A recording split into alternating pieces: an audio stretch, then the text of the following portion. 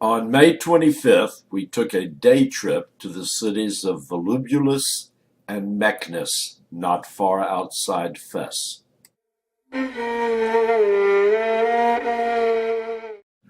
Volubilis is a partly excavated Berber and Roman city commonly considered as the ancient capital of the Roman Kingdom of Mauritania.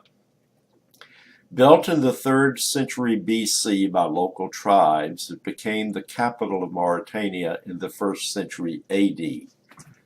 Its prosperity was derived principally from olive growing, prompting the construction of many fine townhouses with large mosaic floors. The city fell to local tribes around 285 AD and was never retaken by Rome because of its remoteness and indefensibility on the southwestern border of the empire. It continued to be inhabited for at least another 700 years, first as a Latinized Christian community, then as an early Islamic settlement. In the late 8th century, it became the seat of power for the newly formed state of Morocco. But by the 11th century, it was abandoned when the seat of power was transferred to Fes. Much of the local population was relocated. The ruins remained substantially intact until they were devastated by an earthquake in the mid-18th century and subsequently looted by Moroccan rulers seeking stone for the city of Meknes. In the latter part of the 19th century, the site was definitively identified as that of the ancient city of Volubilis.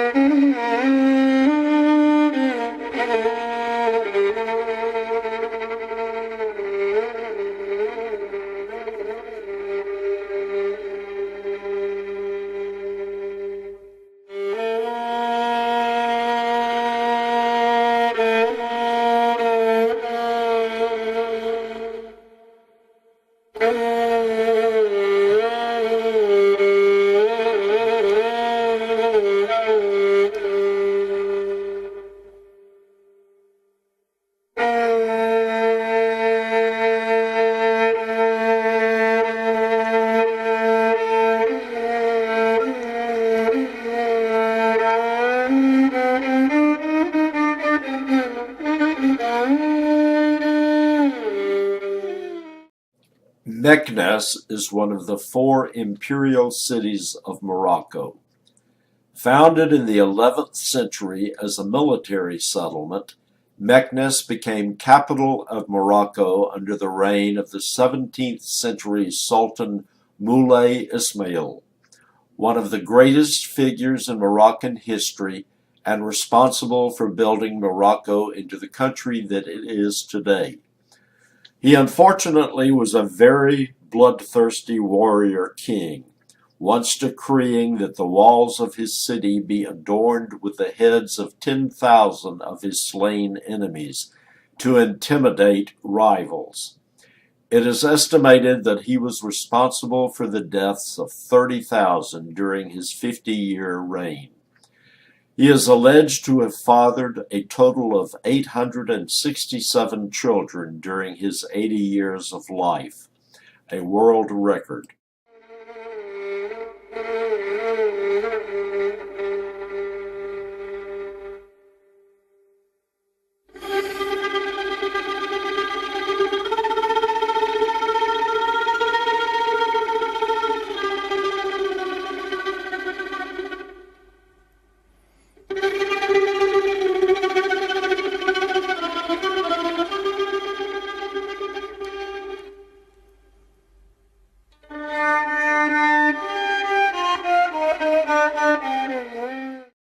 On May 26, we headed south from Fes and over the Middle Atlas Mountains to the city of Erfoud, our gateway to the Sahara Desert.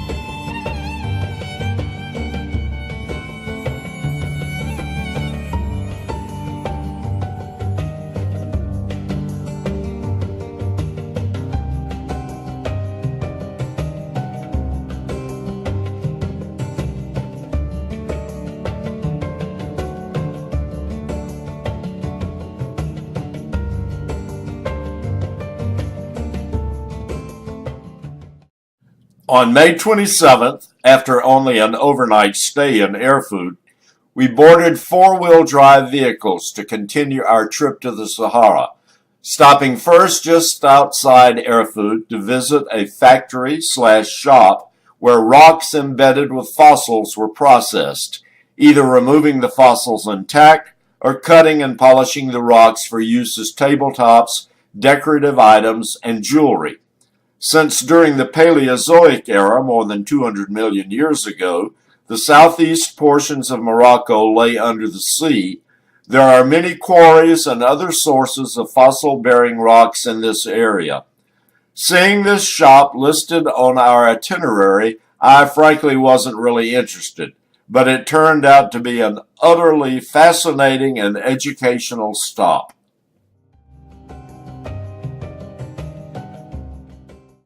This sweet lady and her husband, living on an obviously meager income, have four children, one of whom is a 19-year-old mentally ill son who disappears for long periods of time, apparently just living ignored on the streets.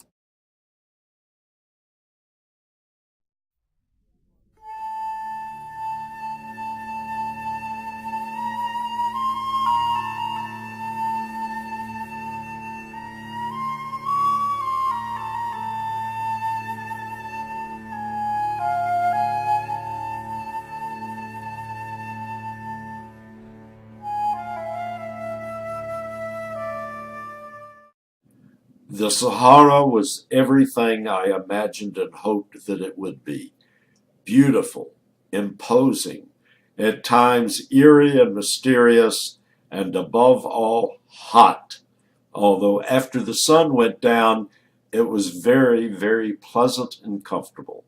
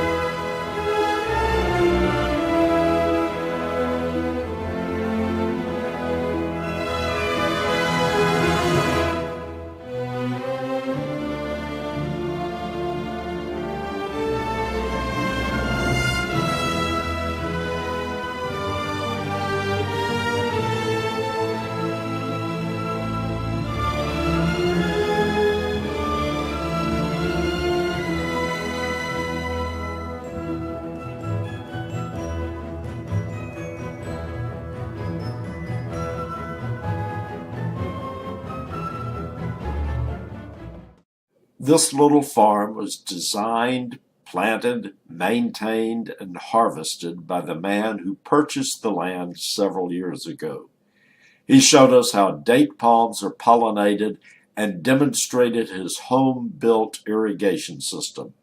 Very impressive.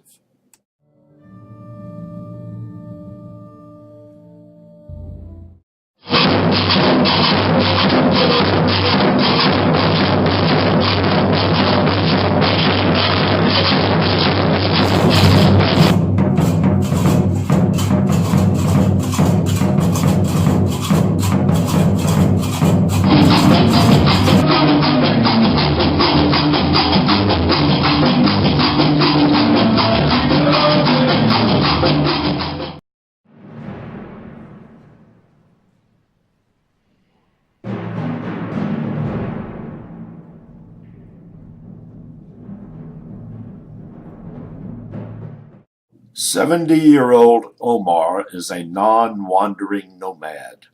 The thick walls of his house kept it comfortable inside.